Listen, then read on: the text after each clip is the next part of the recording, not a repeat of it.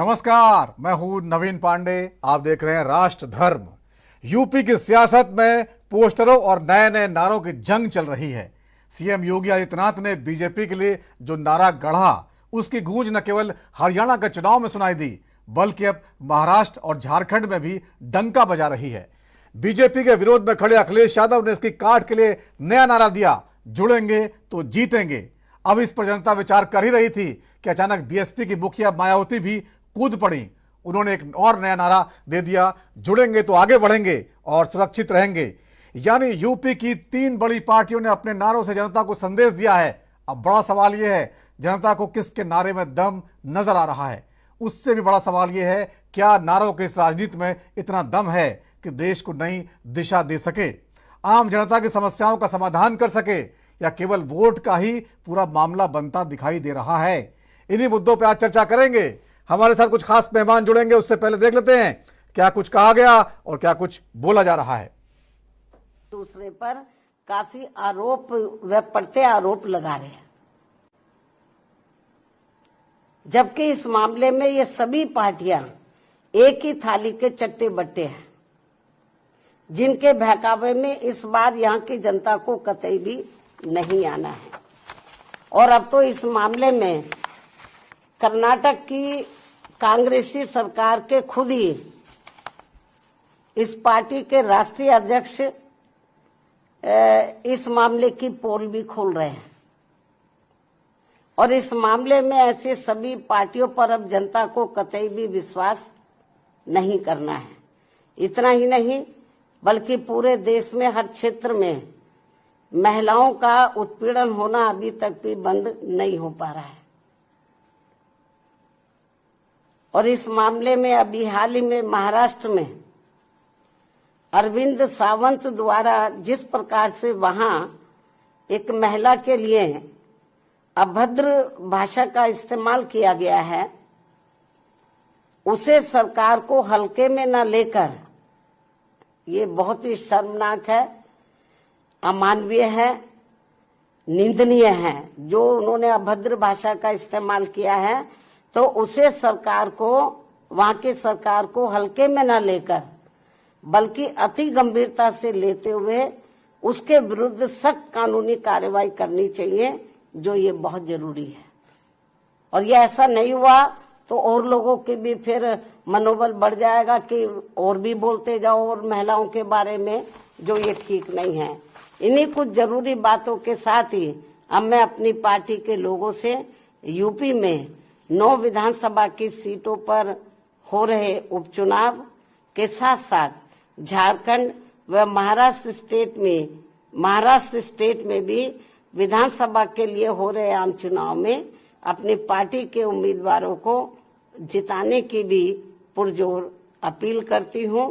धन्यवाद। जय भीम व जय भारत। बहनों और भाइयों, राष्ट्र से बढ़कर के कुछ नहीं हो सकता, कुछ नहीं हो सकता। और राष्ट्र तब सशक्त होगा जब हम एक रहेंगे, नेक रहेंगे, तभी नेक रहेंगे। बटेंगे तो कटेंगे। आप देख रहे हैं ना, बांग्लादेश में देख रहे हो ना, तो वो गलतियां यहां नहीं होनी चाहिए। बटेंगे तो कटेंगे, एक रहेंगे तो नेक रहेंगे, सुरक्षित रहेंगे और समृद्धि की पराकाष्ठा को पहुंचेंगे। हमें विकसित भारत की संकल्पना को साकार करने के लिए कार्य करना है। ये तो सुनने में नफरत भरा लगता है। पूरी तरीके से ये सब नफरत फैलाने की बात होती है। इनके मुंह से कभी पढ़ाई की बात नहीं हो सकती, कभी चिकित्सा की, स्वास्थ्य की बात नहीं हो सकती, नौकरी बेरोजगारी की बात नहीं हो सकती, महंगाई गरीबी की बात नहीं हो सकती। इनके मुंह में इतना जहर है, केवल जहर ही उगलना इन लोगों का काम है। वो जहर उगलते रहे, हम लोग जनता के बीच रह के जनता के मुद्दे को उठाएंगे, जनता की लड़ाई लड़ेंगे और जनता को जीत दिलाएंगे। ये सब केवल अब लोग ड्रामा, नौटंकी इन लोगों का समझ चुके हैं कि पूरी तरीके से बांटने का काम कौन कर रहा है, तोड़ने का काम कौन कर रहा है, नफरत और जहर फैलाने का काम कौन लोग करते हैं। कौन लोग हैं जो सत्ता में बैठ करके केवल जो है विकास का काम नहीं विनाश का काम कर रहे हैं। लगातार जो है अपराधीकरण जो है बढ़ गया, पुल पुलिया गिरता जाता है, भ्रष्टाचार का खेल होता है। इस पे जो है सरकार जो है कोई कार्रवाई नहीं, कोई सुनवाई नहीं होता। इसलिए जनता बिहार की जागरूक है। ऐसे नारों पर लोग विश्वास नहीं करते। बिहार अमन चैन शांति का प्रदेश है, बुद्ध की धरती रही है, तो यहाँ ये सब चलने वाला नहीं है। प्रदेश की राजनीति के बहाने पूरे देश में बीजेपी का जो नारा चल पड़ा है उसकी गूंज सुनाई दे रही है। उसके जवाब में अखिलेश यादव लगातार नए नए नारे लेके आ रहे हैं, नए नए पोस्टर लगाए दे रहे हैं। 27 के सत्ताधीश ये बैनर पोस्टर लगाया गया। उसके बाद आज समाजवादी पार्टी ने लिखा एक नए बैनर में, मठाधीश बांटेंगे और काटेंगे, पीडीए जोड़ेगी और जीतेगी। लेकिन हैरानी की बात यह है कि आमतौर पर उपचुनाव से दूर रहने वाली बसपा इस बार उपचुनाव जो 9 सीटों पर उत्तर प्रदेश में हो रहे हैं उसमें कूद पड़ी है। और मायावती जी बाकायदे प्रेस कॉन्फ्रेंस में आई और उन्होंने नया नारा दिया। उन्होंने नारों की जो योगी ने दिया और जो अखिलेश ने दिया उसका विरोध करते हुए अपनी पार्टी का नया नारा पेश किया है। और उन्होंने कहा है कि हमसे जुड़ेंगे तो आगे बढ़ेंगे, सुरक्षित भी रहेंगे। अब बड़ा सवाल यह है कि आखिर क्या इन पोस्टरों का इतना ज्यादा असर है? क्या उत्तर प्रदेश की राजनीति पूरे देश की राजनीति को नए नैरेटिव से पेश करने की कोशिश कर रही है? और आखिरकार जनता क्या समझे, क्या माने, कौन बांट रहा है और कौन आगे बढ़ा रहा है, किसके साथ रहने में सुरक्षित है?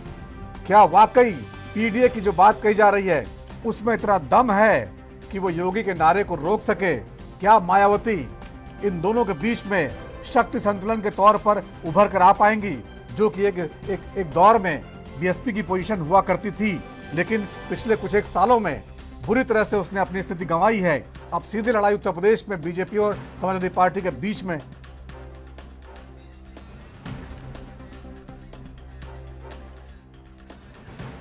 तो जिस तरह से ये राजनीति चल रही है आखिरकार किस दिशा की ओर लेकर जाएगी, इन तमाम मुद्दों पर चर्चा करेंगे। कुछ खास मेहमान हैं हमारे साथ, उनके पास चलते हैं, बातचीत का सिलसिला शुरू करते हैं। हमारे साथ है बीजेपी के नेता प्रबोध दीक्षित, बहुत बहुत स्वागत है प्रबोध दीक्षित जी। समाजवादी पार्टी के प्रवक्ता यश भारती है, बहुत बहुत स्वागत है यश जी। वरिष्ठ पत्रकार हैं सुशील त्रिपाठी, बहुत बहुत स्वागत है आपका सुशील जी। और संतोष दोहरे साहब हैं, दलित समाज से आते, दलित चिंतक हैं और दलित समस्याओं पर चिंता करते थे, बहुत बहुत स्वागत है आपका। सबसे पहले चलूंगा मैं प्रबोध दीक्षित साहब आपके पास। जिस तरह से अभी योगी जी और मोदी जी की मुलाकात हुई थोड़ी देर पहले, उत्तर प्रदेश की जो उपचुनाव है उसको लेकर उन्होंने डिटेल रिपोर्ट जाहिर की है और वहां पर जो चर्चा हुई होगी उत्तर प्रदेश की राजनीति आखिरकार किस तरह पूरे देश की राजनीति को प्रभावित कर रही है। गिरिराज सिंह कह रहे हैं कि राहुल गांधी इस देश में गृह युद्ध कराने वाले हैं। तो इतने इस लेवल तक क्यों पहुंच रहे हैं आप लोग? राहुल गांधी जी विपक्ष की राजनीति कर रहे हैं, वो आखिरकार उनका काम है, नेता प्रतिपक्ष है, जो सरकार जो काम करती है उसका जवाब देना और जनता को चेताना। तो उसमें इतने इस लेवल पर गृह युद्ध करा देंगे, इतने गहरे आरोप क्यों लगा रहे हैं आप लोग? केवल ऑडियो है, वीडियो नहीं है, स्काइप पर नहीं वीडियो है। तो आप अपना स्काइप चालू करिए, मैं फिर आता हूं आप लोगों के पास।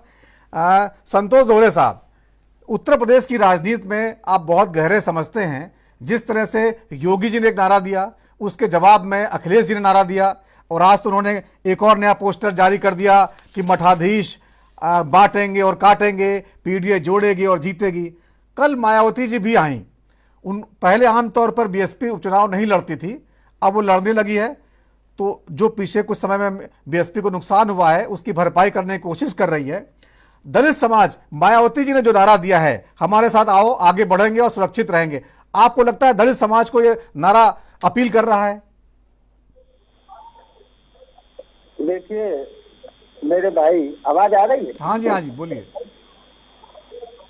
ये जो अभी जो चुनाव हुआ था 2024 का, इसमें विषम परिस्थितियों को देखते हुए संविधान बचाओ और आरक्षण बचाओ का झूठा नारा देकर के दलित समाज ने, SC ST OBC समाज ने सपा को वोट दे दिया। लेकिन अब बाद में स्पष्ट समझ में आ गया, जब से सुप्रीम कोर्ट का ऑर्डर आया SC/ST के रिजर्वेशन में क्लासिफिकेशन के बाद, अब पूरे देश में समझ में आ गया कि वास्तव में हमारी सुरक्षा कौन पार्टी कर सकती है। वो खुल के सामने आ गई बहुजन समाज पार्टी। और अब जो वोट चला गया था, इधर उधर छितर हो गया था, वो अब सीधा अब जो समाज में बात हो रही है कि बहुजन समाज पार्टी के अलावा अब कोई भी पार्टी ऐसी नहीं है जो SC/ST की सुरक्षा कर सके। आपने देखा होगा मेरे भाई, भारतीय जनता पार्टी कभी भी न तो युवाओं की बात करती है, न किसानों की बात करती है, न छात्रों की बात करती है, न कर्मचारियों की बात करती है, न महंगाई की बात करती है, किसी भी प्रकार की कोई बात नहीं करती। वो सिर्फ 5-6 शब्दों पे चुनाव लड़ती है। हिंदुस्तान, पाकिस्तान, हिंदू, मुस्लिम, मंदिर, मस्जिद, इनके अलावा भारतीय जनता पार्टी के पास कुछ नहीं है। मेरे भाई, योगी जी के मुंह से वास्तव में सत्यता निकलते निकलते रह गई। और वो क्या सत्यता है? वास्तव में जो RSS का जो पॉलिटिकल पार्टी है भाजपा, उसका एजेंडा है कि हम बांटेंगे और काटेंगे। लेकिन योगी जी ने चुनाव के मद्देनजर हटा दिया, तो हो गया बटेंगे तो कटेंगे। लेकिन इनका हेड एजेंडा यही है कि हम बांटेंगे भी और आपके अधिकारों को काटेंगे भी। ये वास्तव में बीजेपी का हिडन एजेंडा है। और जनता को गुमराह करके ये वोट लेने के अलावा, शासन सत्ता बनाए रखने के अलावा इनके पास कोई एजेंडा नहीं है जो जनता के हित का काम कर सके। आपने देखा, महिलाएं परेशान है, महिलाओं की मर्यादा दिन दहाड़े लुटती है। और आपने ये भी देखा, अमन गौतम की हत्या हुई, पांडे की हत्या हुई, तो योगी जी ने कैसा रामराज का एक सिद्धांत दिखाया, उदाहरण दिया कि रामराज क्या हो सकता है। आप देखिएगा कितना बड़ा पक्षपात होता है। SC/ST की महिलाएं, SC/ST के साथ घटनाएं होती है, सरकार के मुंह कान में जू नहीं रहती है। लेकिन संतोष दोहरे साहब, अखिलेश यादव तो कहते हैं कि मायावती को वोट देना मतलब बीजेपी को वोट देना। वो वोट हमारे काटने के लिए, हमको हराने के लिए मैदान में आई है, तो उनको वोट देना बेकार करना है। तो इसमें कितना आप इस आरोप पे कितनी सच्चाई देखते हैं? देखिए, ये पॉलिटिकल पार्टी को अपने अपने प्रचार करने का अधिकार है। अब उनका कहना, अब उनको ऐसा लगता है कि जो हमको 37 सीटें मिल गई है धोखे से, दिल्ली के धोखे जो सीका टूट गया है, तो उनको ऐसा भरोसा लग रहा है कि अब ये वोट हमारे पास परमानेंट हो गया, जबकि ऐसा नहीं है। SC/ST के रिजर्वेशन पे माननीय अखिलेश यादव जी के मुंह से कोई एक शब्द नहीं निकला। और बहन जी ने तुरंत, जैसे ही सुप्रीम कोर्ट का ऑर्डर आया, तुरंत उन्होंने जो विरोध किया। आपने देखा कर्नाटक में SC/ST का क्लासिफिकेशन हो रहा है, पंजाब में, हरियाणा में तो तुरंत लागू कर दिया गया। तो ये क्या है? अब कहाँ चली गई ये कांग्रेस? कहाँ चली गई? सपा कहाँ चली गई? जो SC/ST के रिजर्वेशन के खिलाफ उसको मिटाने का प्रयास किया जा रहा है, कहाँ चली गई ये पार्टियां? तो अब पूरा SC/ST OBC समाज समझ गया कि हमारी वास्तव में सुरक्षा क्या कहाँ पे है। ठीक है, ठीक है। यश भारती जी, आपको आवाज आ रही है? जी, मैं सुनता रहा हूँ आपकी आवाज। यश भारती जी, संतोष दोहरे साहब हैं, दलित चिंतक हैं। उत्तर प्रदेश की राजनीति में मायावती जी ने अपना नया पोस्टर जारी किया, नया नारा दिया, हमारे साथ जुड़ेंगे, आगे बढ़ेंगे, सुरक्षित रहेंगे। और आप लोग जो कह रहे हैं कि PDA जोड़ेगी और जीतेगी, मठाधीश बांटेंगे और काटेंगे, तो ये जो नारों की राजनीति है उत्तर प्रदेश की सियासत में, ये आप लोग बार बार BSP को बोलते हैं कि इनको वोट देने का कोई मतलब नहीं, क्योंकि इनको वोट देने का मतलब BJP को वोट देना है। तो वो कहते हैं नहीं, कि जो है हम एक बड़ी ताकत के तौर पर मैदान में हैं और आप हमको खारिज नहीं कर सकते। क्या कहिएगा इस पे? देखिए, पहली तो मैं किसी भी समाज के व्यक्ति को जब आप इस तरीके से पैनल में बैठाते हैं और किसी को दलित चिंतक कहें, किसी को कुछ और चिंतक कहें, ये शोभा नहीं देता। ये हमारे अनुसूचित जाति और जनजाति के वर्ग को बांटने का काम कम से कम टीवी पैनल में नहीं होना चाहिए। हाँ, विचारक हो सकते हैं, उनके लिए यश भारती जी, बांटने काम कौन करता है? यही तो तय होगा इस डिस्कशन में। और संतोष दोहरे जी जो है बहुत मशहूर दलित चिंतक है, आप ऐसे किसी के बारे में सवाल खड़े नहीं कर सकते हैं। ऐसे तो वो भी कहते हैं यश भारती कौन है, कौन, हम जानते नहीं इनको। आप अपनी बात करिए, दूसरे की बात मत करिए, बोलिए। मैंने आपसे क्या, आपने बात को दिशाहीन कर दिया। वो खुद इस शब्द से संतोष नहीं करते होंगे कि आप उन्हें दलित चिंतक बोले।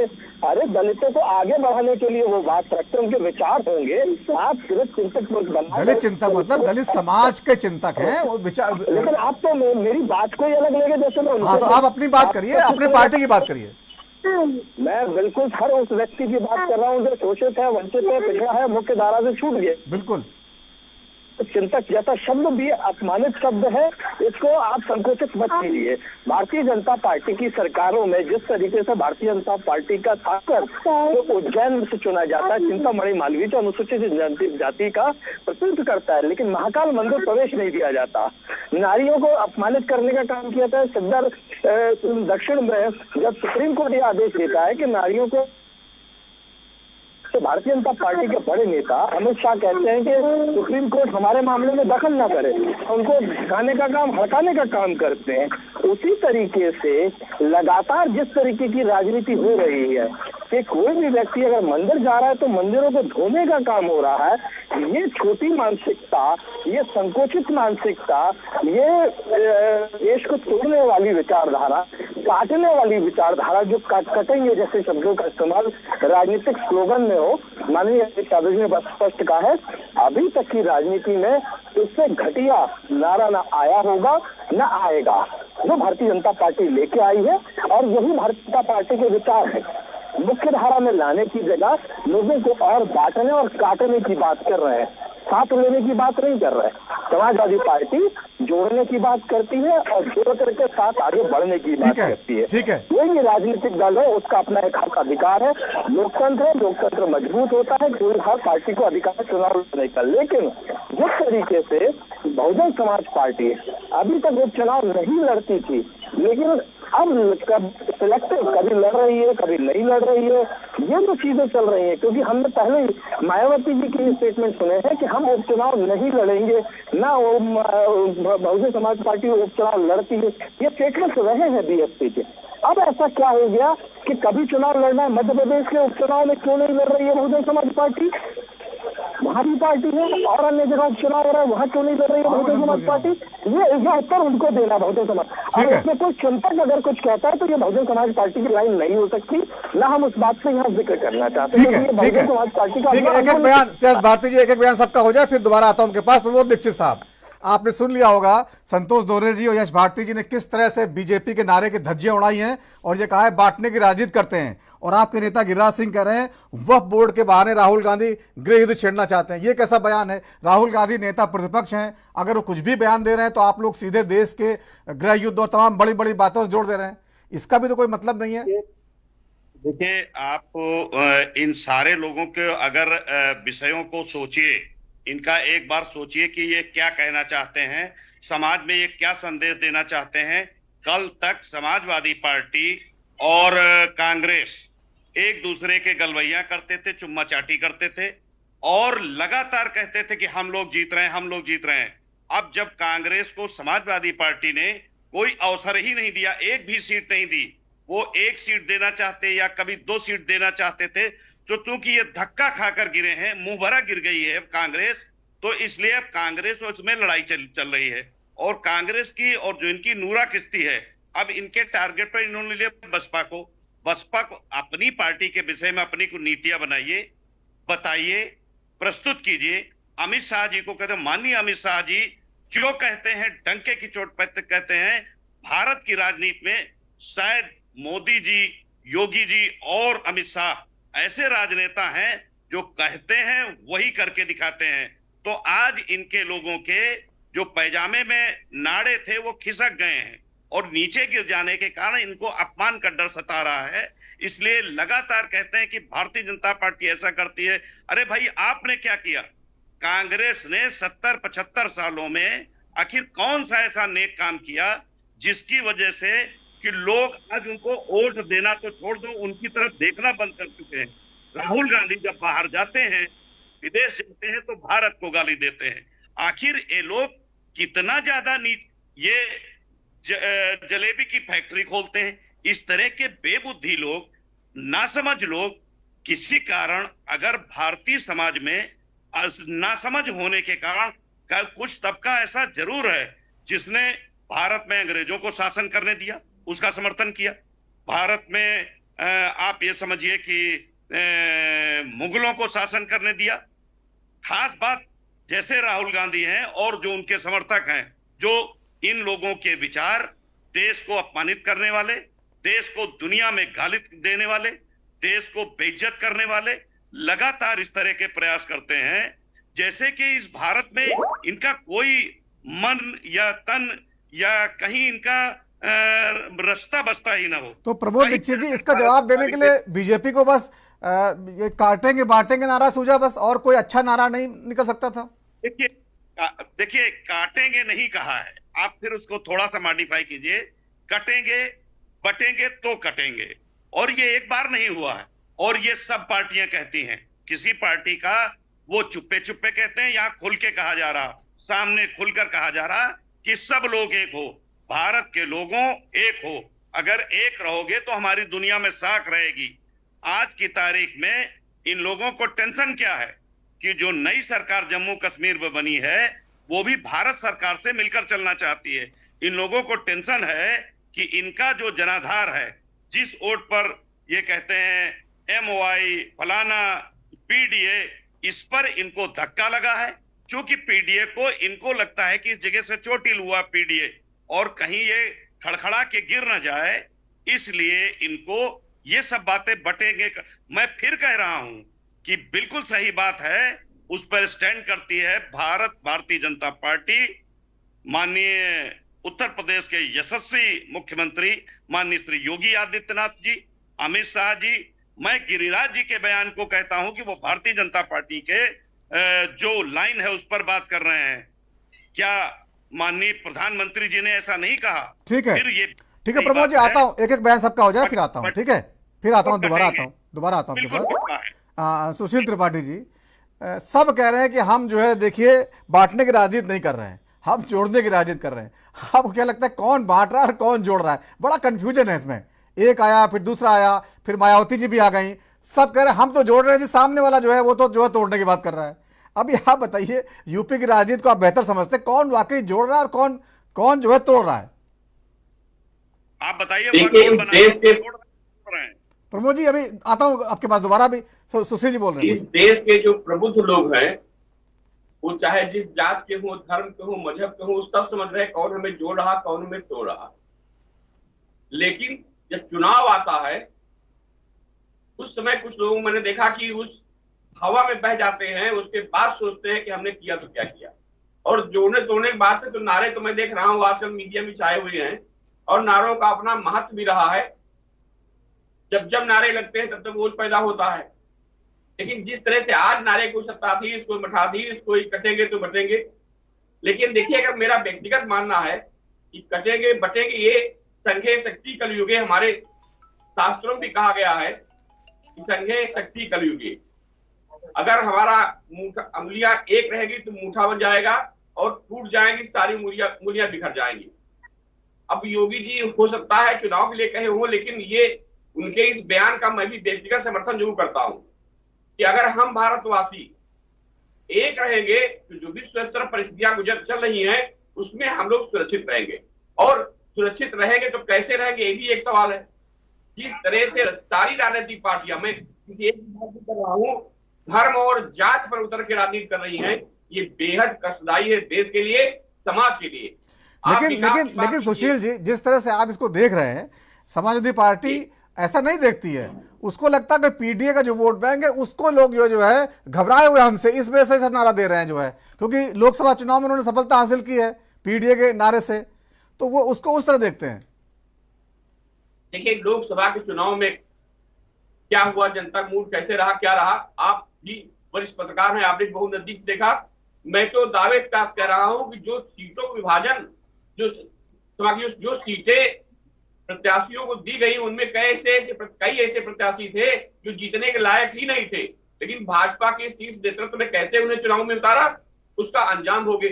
दूसरी बात, मुख्यमंत्री के चुनाव में और प्रधानमंत्री के चुनाव में देश की जनता का मूड अलग अलग होता है। जैसे नगर निकाय चुनाव में जनता का मूड अलग होता है, पार्षद चुनाव में अलग होता है, प्रधानी चुनाव में अलग होता है। उत्तर प्रदेश में कौन मुख्यमंत्री बढ़िया रहेगा, ये उपचुनाव में भी रिजल्ट आ जाएगा, आप देख लीजिएगा। और कानून व्यवस्था अगर मैं बात करूं तो मैं निष्पक्ष कह रहा हूं कि बहन मायावती जी के कार्यकाल में आप उठा के देख लीजिए, इतनी हत्याएं होती थी और निघासन कांड एक लखीमपुर में हुआ, काफी चर्चा मेरा सीओ से लेके संबंधित सारे अपराधी जेल गए। तो मैं लॉ एंड ऑर्डर पर व्यक्तिगत रूप से मायावती जी को और योगी जी को श्रेष्ठ मानता हूं। अखिलेश जी को विकास कार्यों पर अगर आप देखिए तो विकास कार्य जो अखिलेश जी ने किए वो अक्षरानीय है, मैं नहीं सारी मीडिया कहती है। लेकिन कानून व्यवस्था पे जिस तरह समाजवादी पार्टी फेल हुई, मेरे इस भारती जी बैठे कई बार चलो मेरे साथ बैठे हैं, ये भी स्वीकार करेंगे अगर कानून व्यवस्था आपने सुधार लिया होता तो उत्तर प्रदेश से आप विदा नहीं होते, आपके विकास कार्य जो हुए अक्षरानीय हुए, जनता उसको बाखूबी देख रही है। लेकिन जिस तरह से जो माहौल अब उपचुनाव में दिखाई पड़ रहा है, बहन जी की एंट्री, अरे ये तो सत्य है कि बहन जी ने दलित समाज के लिए बहुत कार्य किया, 1 लाख नियुक्तियां दी, ये मैं नहीं कह रहा हूं, सारी मीडिया लोग कहते हैं कि जिस तरह से दलितों के लिए मायावती जी ने कार्य किया वो अतिश्रेष्ठ। लेकिन मायावती जी धीरे धीरे दलितों से मिलना, उनके साथ संपर्क में दूरी बनाना, इससे दलित भी परेशान हो गया कि मायावती जी जल्दी किसी से मिलती नहीं है, ये भी लोग शिकायत करते हैं, वहां तक कोई पहुंचता नहीं है। तो सुशील जी, तो मायावती जी जिस तरह दोबारा लौटी हैं पूरे दम के साथ, तो उत्तर प्रदेश की राजनीति में खलबली मची पड़ी है। इस पर थोड़ी और चर्चा करेंगे, छोटा सा ब्रेक है, ब्रेक के बाद लौटेंगे, चर्चा को आगे बढ़ाएंगे।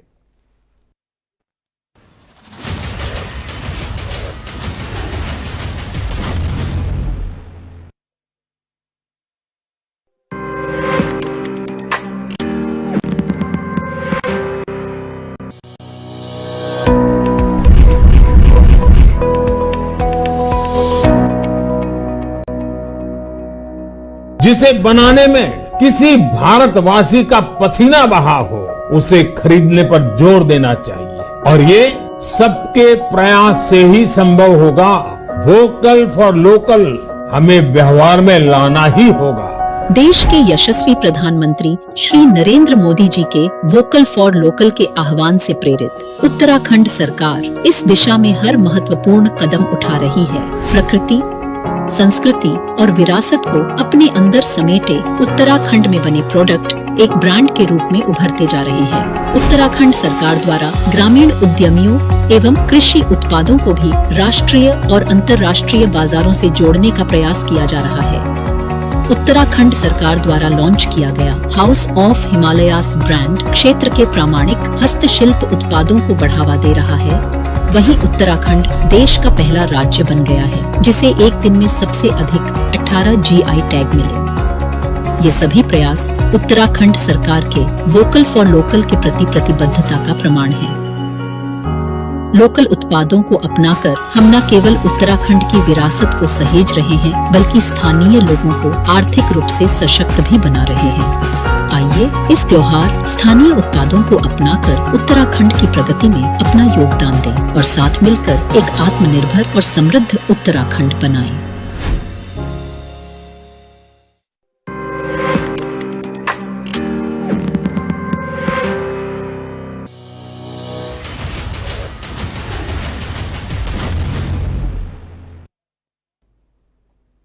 और ब्रेक के बाद राष्ट्र धर्म में एक बार फिर आपका स्वागत है। आज बात करें उत्तर प्रदेश की राजनीति में जो पोस्टर वार चल रहा है, जो नए नए नारे गढ़ के जो है जनता के बीच में डाले जा रहे हैं, उसका कितना प्रभाव है। समाजवादी पार्टी और बीजेपी की इस लड़ाई में, सियासी लड़ाई में मायावती जी भी एक पक्ष बनकर उभरी हैं। उन्होंने भी प्रेस कॉन्फ्रेंस करके कहा कि हम भी हैं, इनके नारों पर उतना यकीन मत करिए, हमारे साथ रहिए, सुरक्षित रहेंगे। इसी पर चर्चा कर रहे हैं, आखिरकार कहां जा रही यूपी की राजनीति और उत्तर प्रदेश के उपचुनाव में क्या कुछ होने वाला है। इन तमाम मुद्दों पर चर्चा कर रहे हैं। कुछ खास मेहमान हैं, उनके पास एक बार फिर चलते हैं। प्रमोद दीक्षित साहब हैं, नेता बीजेपी के। यश भारती जी हैं, प्रवक्ता समाजवादी पार्टी के। सुशील त्रिपाठी साहब वरिष्ठ पत्रकार, और संतोष दोरे साहब हैं, मशहूर दलित समाज से आते हैं, दलित समाज के चिंतक। और एक बार फिर संतोष दोरे साहब आपके पास आना चाहूँगा। मायावती जी के जिस तरह से उपचुनाव में उतरने के बाद और कल की प्रेस कॉन्फ्रेंस के बाद आपको लगता है दलित समाज जो तकरीबन काफी हद तक जो है शिफ्ट हो गया था या होने को मजबूर हो गया था, एक बार फिर लौटेगा बीएसपी की तरफ और उत्तर प्रदेश की राजनीति नए सिरे से बदलेगी? देखिए, अभी 2024 के लोकसभा के चुनाव के बाद अब ये क्लियर स्पष्ट हो गया कि पूरे देश में आदरणीय बहन कुमारी मायावती जी ही एक ऐसी नेता है जिन्होंने अपना पूरा जीवन अविवाहित रहते हुए पूरे बहुजन समाज के मान सम्मान स्वाभिमान और तरक्की के लिए जीवन कुर्बान कर दिया। अभी लोकसभा चुनाव के बाद जो SC ST OBC माइनॉरिटी के साथ जो घटनाएं घटी, हालांकि उस दरमियान धोखे में तो चुनाव में सपा को सीटें मिल गई, लेकिन अब जो घटनाएं घटी उससे पूरा समाज समझ गया कि वास्तव में असली हितैषी पार्टी कौन है। एक बात और बताते भाई साहब, जब नेताजी हुआ करते थे तभी भी सपा की 35-37 सीटें आया करती थी, तो सपा को ज्यादा इतना गुमान नहीं रहना चाहिए कि हमारी 37 सीटें आ गई तो हम पूरे इंडिया में तीसरे नंबर की पार्टी हो गई। अगर ऐसा सोच रही है तो बड़ी भूल कर रही है समाजवादी पार्टी, क्योंकि अब पूरे समाज ने ये तय कर लिया है, वास्तव में समझ लिया है कि बहुजन समाज पार्टी के अलावा कोई भी पार्टी ऐसी नहीं है जो हमारे मान सम्मान स्वाभिमान की सुरक्षा कर सके और संविधान के दिए हुए अधिकारों की सुरक्षा कर। लेकिन संतोष जी, संतोष दोहरे साहब, यहाँ पर देखिए आप बात तो कह रहे हैं, लेकिन BSP जो है कभी सड़क पर नहीं उतरती। अखिलेश यादव जी सड़क पर उतर के संघर्ष कर रहे हैं, नए नए नारे दे रहे हैं, आखिरकार बीजेपी को पूरे देश में रोकने के लिए रणनीति तैयार कर रहे हैं, और मायावती जी केवल प्रेस कॉन्फ्रेंस करती हैं, तो दलित समाज जो है वो कंफ्यूज हो जाता है, उसको लगता नहीं संघर्ष हो रहा है कहीं पर। देखिए भाई साहब, एक आप बिल्कुल सही कह रहे हैं, बिल्कुल सही कह रहे हैं। वास्तविकता तो यह है कि अगर सिर्फ बीजेपी चुनाव लड़े तो बीजेपी एक सीट नहीं जीत सकती, लेकिन वास्तविकता यह है कि बीजेपी के साथ मेनस्ट्रीम मीडिया लड़ती है, बीजेपी के साथ RSS लड़ती है, और बीजेपी धन्ना सेठों के द्वारा बनाई हुई, धन्ना सेठों के द्वारा चलाई हुई एक ऐसी पार्टी है जिसका प्रिंट मीडिया इलेक्ट्रॉनिक मीडिया जम के प्रचार करती है। मैं आपको उदाहरण दे रहा हूँ, 2014 में अभी जो हमारे सपा के प्रवक्ता महोदय बोल रहे थे हमारे भाई साहब, जिस समय 2014 में यही main stream media MY factor चलाती थी और SC ST के लिए स्पेशल दलित शब्द प्रयोग करती थी, तब किसी ने विरोध नहीं किया, और इन्होंने ऐसा बाइफरकेशन कर दिया कि MY करके सपा का सत्यानाश और दलित कर करके SC ST को अलग कर दिया।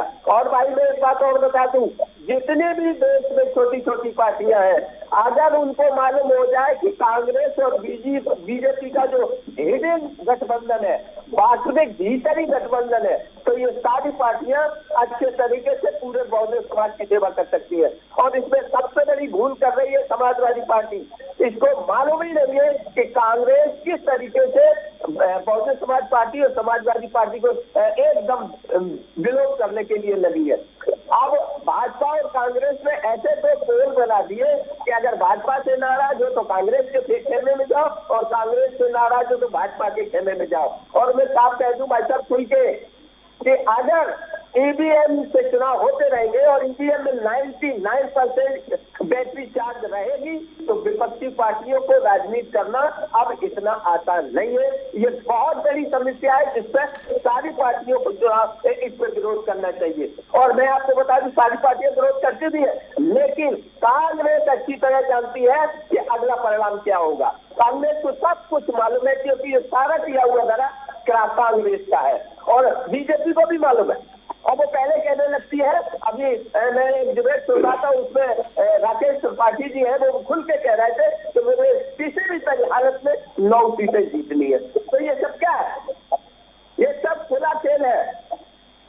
बहुजन समाज को किस तरीके से संविधान के अधिकारों से वंचित कर देना, शिक्षा से वंचित कर देना, नौकरी पेशा से वंचित कर देना। लेकिन संतोष जी जब बीजेपी के सामने लड़ाई लड़ रही है संविधान की कांग्रेस और समाजवादी पार्टी, तो उसकी आवाज अगर दलित समाज सुन रहा है तो इसमें दिक्कत क्या है?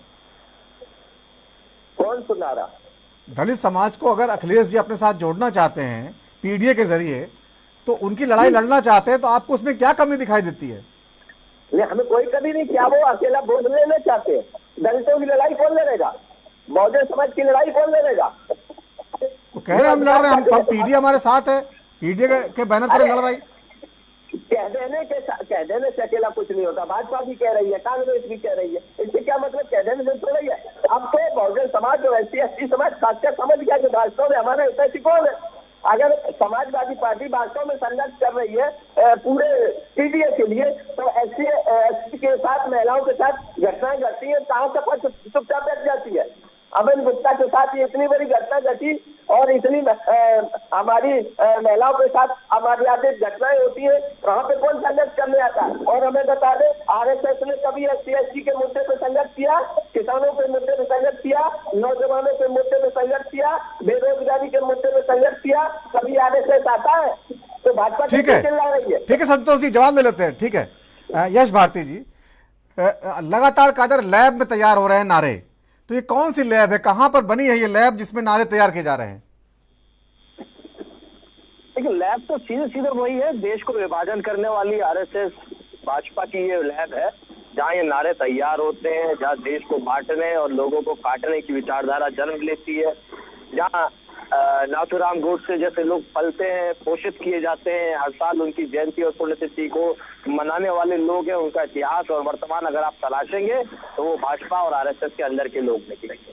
तो ये बांटने और काटने वाली राजनीति की वही प्रयोगशाला है और लगातार बांटने और काटने का काम कर भी रही है। मैंने भारतीय जनता पार्टी के उज्जैन के सांसद चिंतामणि मालवीय जी का उदाहरण दिया, लेकिन भारतीय जनता पार्टी के साथी ने जवाब नहीं दिया, क्योंकि मेरे साथ टीवी चैनल में डिबेट में चिंतामणि मालवीय जी स्वयं बैठ चुके हैं, वो जवाब नहीं दे पाए। तो इन लोगों की हैसियत क्या है जो बांटने और काटने का काम अभी तक करते रहे, शोषित, वंचितों और पिछड़ों को, जो नहीं चाहते कि मुख्य धारा से रहे, हमेशा कटे रहे, बटे रहे, और आज केवल हिंदू के नाम पे जोड़ करके गुमराह करने वाली बात कहते हैं।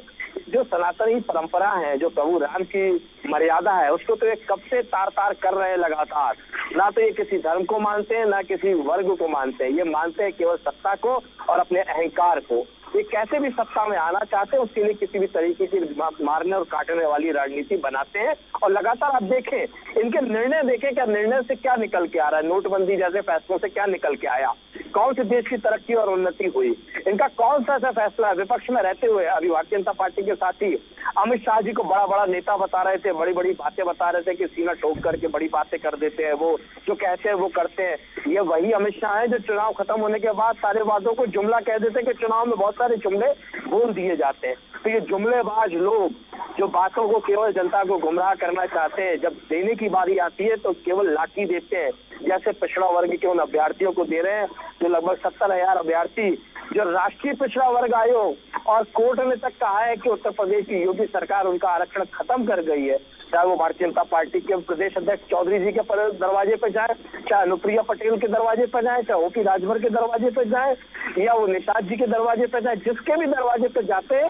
केवल यह भारतीय जनता पार्टी और एनडीए सरकार लाठी भांजने का काम करती है और वोट लेते समय उनको हिंदू बताने का काम करती है, हक अधिकार देने का काम नहीं करती वोट लेने के बाद।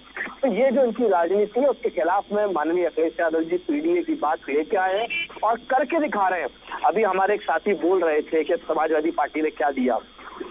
देश में आजादी के बाद बड़ा उदाहरण है अवधेश प्रसाद जी, जो पार्टी समाज से आते हैं, जो आरक्षित सीट से ना होते हुए सामान्य सीट से उनको चुनाव लड़ाया, जनता ने भरपूर आशीर्वाद दिया, प्रभु राम का भी भरपूर आशीर्वाद मिला और फैजाबाद अयोध्या सीट से भारतीय जनता पार्टी चुनाव हारी है। इससे बड़े प्रमाण कहाँ रहेंगे कि लड़ाई लड़ कौन रहा है। अनारक्षित सीट से, सामान्य सीट से अगर कोई लड़ाने की हिम्मत दिखा पाया तो माननीय अखिलेश यादव जी दिखा पाए हैं। इसीलिए जनता ने इस बात को स्वीकार किया, माना है और जाना है कि अगर संविधान की रक्षा कर सकता है तो समाजवादी पार्टी माननीय अखिलेश यादव जी के नेतृत्व में कर सकती है। समाजवादी पार्टी माननीय अखिलेश यादव जी के नेतृत्व में ही संविधान और आरक्षण दोनों सुरक्षित रहेगा। और जो उन्होंने आप अकेले यूपी में कुछ भी कर रहे हो, यूपी से अकेले से कुछ नहीं होता मेरे भाई। जब तक पूरे देश की पार्टी दिल्ली पहुंचेगी, आप अकेले यूपी में रहकर कुछ नहीं कर पाएंगे। हाँ, जनता को गुमराह करते रहिए, जनता का नुकसान करते रहिए और होगा। अब मेरी बारी पे कम से कम ना बोले। संतोष जी सुन लीजिए, एक बार फिर मौका दूंगा आपको, बोलिए बोलिए जी। अपनी बात सुन ले। जब आपको काम करने का मौका मिला था आपने क्या किया? जनता ने विश्वास नहीं किया। हमने बहुजन समाज पार्टी के साथ गठबंधन भी किया, बराबरी का दर्जा देते हुए बराबर की सीट दी, इज्जत सम्मान दिया। स्वयं मायावती जी ने गठबंधन तोड़ते समय भी कहा कि माननीय अखिलेश यादव जी और माननीय डिम्पल यादव जी ने भी उनका बहुत सम्मान दिया। पर उसके बाद पता नहीं क्या हुआ कि मायावती जी की भाषा शैली बदल गई, आरोप लगाना का तरीका बदल गया। लेकिन हम लोग माननीय अखिलेश यादव जी के श्रद्धेय नेताजी के विचारों को आगे बढ़ा रहे हैं। हमें बड़ा अच्छे से माननीय अखिलेश यादव जी ने निर्देशित किया है कि बहन मायावती जी का सम्मान उसी तरीके से करना है जिस तरीके से हम माननीय अखिलेश यादव जी का सम्मान करते हैं। तो सम्मान में हमारी तरफ से कोई कमी नहीं है। अब जो तरीका मायावती जी ने अपनाया है वो उन्हीं के लोग समझ रहे हैं, जो कल तक उनको समर्थन करते थे वो लोग समझ रहे हैं, और इसीलिए उनकी दुर्दशा आप देख रहे हैं कि लोकसभा में जब मिलजुल के लड़े तब उनकी सीटें कितनी थी, और जब वो अकेले लड़ी तो विधानसभा और लोकसभा में अब कितनी सीटें हैं, ये जनता सब देख रही है। विचार है, हम विचार को लेके चल रहे हैं, बाबा साहब के, मान्यवर काशीराम जी के, श्रद्धेय नेताजी के, लोहिया जी के, महात्मा गांधी जी के, उन विचारों को ले रहे हैं, जनता हमको स्वीकार कर रही है। बांटने और काटने नहीं, हम जोड़ने और साथ लेने की बात करते हैं। हर वर्ष को वही हमारा नारा पीडीए जोड़ेगा और जीतेगा। ठीक है प्रमोद दीक्षित साहब, आपने सुन लिया होगा समाजवादी पार्टी किस तरह से जो है आपके नारे की व्याख्या कर रही है। मेरा सवाल यूपी की राजनीति के मद्देनजर ये है, क्या मायावती जी की सक्रियता और बीएसपी के उपचुनाव में उतरने से जो लोकसभा चुनाव के दौरान जो दलितों का वोट एक तरह से इंडिया गठबंधन की तरफ चला गया था, वो क्या आपकी तरफ वापस आएगा या बीएसपी की तरफ जाएगा? देखिए, भारतीय जनता पार्टी एक चरित्र को लेकर बात करती है, एक देश और राष्ट्र को लेकर बात करती है, राष्ट्रवाद को लेकर बात करती है, एका को लेकर बात करती है। केवल ये जो छोट भैया पार्टी हैं और इनके जो मामूली विचारक हैं, जो इन लोगों को ये नहीं मालूम कि छोट भैया पार्टी कौन सी है? अखिलेश जी देश की इतनी बड़ी पार्टी चला रहे हैं, समाजवादी पार्टी है, इतनी सीटें लेकर कहाँ छोट भैया? और बीएसपी तो राष्ट्रीय पार्टी है। राहुल गांधी और इनका पैक। राहुल गांधी चिल्ला चिल्ला कर कहते हैं कि मैं जातिगत जनगणना कराऊंगा, मैं करा के रहूंगा, मुझे कोई नहीं रोक सकता। तो क्या ये अपनी दादी के विचार की हत्या करना चाहते हैं? अब इनकी दादी ने कहा कि भारत को देश में बांटना सबसे खराब है, ये स्वर्गीय इंदिरा गांधी जी ने कहा था। तो क्या राहुल गांधी बड़े हो गए हैं? और राहुल गांधी के बड़े होने पर इन्होंने क्या अपनी एडवाइजरी उनके साथ मिला दी है? दूसरी चीज, आरएसएस को जो लोग गाली देते हैं, हमको लगता है, मैं अपनी तरफ से कह रहा हूं, वो भारत के सर्वाधिक चरित्रहीन निहायत पतित लोग हैं। इसलिए कि आरएसएस केवल वहां शुरू होती है जहां देश में कोई विपदा आती है, कोई नुकसान होता है, किसी को कष्ट होता है, आरएसएस वहां जाती है, अपना सक्रिय योगदान देती है, समाज में जो उनका हिस्सा है वो संपूर्ण वो पालन करती है। तीसरी चीज है, अगर समाजवादी पार्टी ने कोई चीज देने के लिए बात किया जाएगा, जानते हैं कि आरएसएस कैसा संगठन है, तो अनुसारी दिया। और माननीय योगी जी ने इस कार्यकाल में तो इनके पाले हुए पोषित हुए थे, उनके प्रायोजित हुए थे, उनके दृष्टि में दूसरे करने का काम किया है। इसलिए आज इन लोगों को बहुत मुश्किल है कि लोग अंदर से वो बड़ा चयनित फील कर रहे हैं। दूसरी चीज, माननीय मायावती जी बड़ी लीडर हैं उत्तर प्रदेश की, इसमें कोई शक नहीं है। वो धोखा खाकर बबुआ की बगल में बैठ के लगी, और इनकी जो आपको मालूम होगा कि यादव इसलिए अखिलेश से नाराज हुआ कि डिम्पल ने मायावती के पैर छुए। तो क्या यहाँ जातिवाद कोई नहीं था? मायावती जी दलित विचार दलित उससे आती हैं, कम्युनिटी से, और यादव अपने को उसे बहुत बड़ा मानते हैं। तो जो भाई अखिलेश यादव ने पैदा की, आज वही मायावती के उसने इसमें जात की बात कहाँ से आ गई? ये तो बुजुर्ग थे इसलिए अपने से बड़ी इसलिए पैर छुए।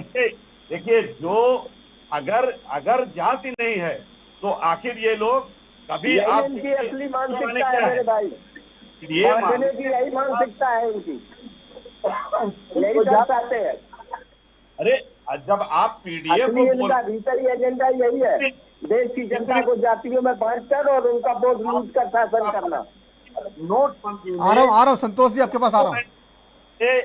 आतंकवाद को खत्म किया, वहां से आप थोड़ा सुन लीजिए, वहां से आज एक भी पत्थरबाज, जबकि कहते थे घर घर से पत्थरबाज निकलेंगे, आज एक भी पत्थरबाज की हैसियत नहीं है कि जम्मू कश्मीर में पत्थर उठाकर। कहाँ प्रमोद जी, वहां तो लगातार आतंकवादी हमले बढ़ गए हैं, वहां पर बहुत लोगों की हत्या की जा रही। चुनाव के बाद, चुनाव तक थोड़ा कंट्रोल था। आपने बिल्कुल ठीक कहा, बोलने का सर्टिफिकेट इन्हीं को दिया जाएगा। 4 जून 2024 से, जिस दिन से ये घोषणा हुई है इस चुनाव परिणाम की, घोषणा के साथ से आतंक, अगर आप सुधी लोग चलिए हैं, उस पर प्रमोद जी बाद में आएंगे। मेरा सवाल यूपी की राजनीति पर है। यूपी की राजनीति में अखिलेश जी कह रहे हैं लैब में तैयार होते हैं नारे, उसके बाद हरियाणा चुनाव में उसकी टेस्ट किया, वहां कामयाबी मिल गई है, अब महाराष्ट्र और झारखंड में वो इसका एक्सपेरिमेंट कर रहे हैं। आपके नारे लैब में तैयार होते हैं।